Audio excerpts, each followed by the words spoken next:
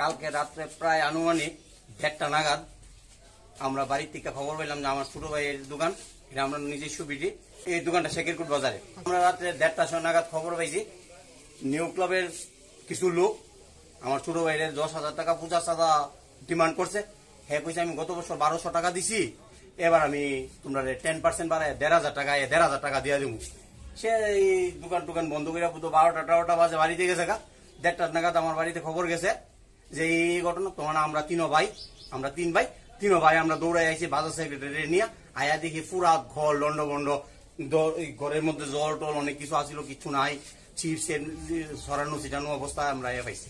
থানা তো কালকে রাত্রেবেলা থানার স্টাফ আয়া সবকিছু দেখে গেছে। তখন যেহেতু এটা বাজারের মধ্যে ব্যবসায়ী প্রতিষ্ঠান, মানে বাজার কমিটি যা সিদ্ধান্ত করে সেই সিদ্ধান্তে আমরা আগামো। বাজার কমিটি যদি এখন আমরা কয়ে অভিযোগ, আমরা তো অভিযোগ করবই, আর বাজার কমিটির উপরে আমরা ইয়ে দিয়েছি। আনুমানিক আমরা তো 11টার সময় বাড়িতে গেছি দোকান টোকান লামাইয়া, রাতে আনুমানিক 1-1:30টার দিকে নাকি নিউ ক্লাবে তারা এসে সব দোকান বাজার আরো পাশাপাশি আরো একটা দোকান, আমার দোকান ব্যাংকে রেখে সব ঢুক হয়ে গেছে। আমরা সকালবেলায় দেখি আমাদের দোকান ব্যাংকে রেখে এই অবস্থা। এটা হয় চাঁদার জুলুমবাজি নিয়ে সেরে হয়েছে, যে চাঁদা নিয়ে সেটা আরেকজনের সাথে ঝগড়া হয়েছিল, আমাদের দোকানও ক্ষতিগ্রস্ত করছে তারা। আমরা অবশ্যই আমরা থানার দ্বারস্থ হবো এবং বাজার কমিটি সেক্রেটারিকে জানানো নিয়েছে, সেখানে একটা সিদ্ধান্ত করে দিয়েছে তাদের এগেইনস্টে একটা পদক্ষেপ নেওয়ার জন্য।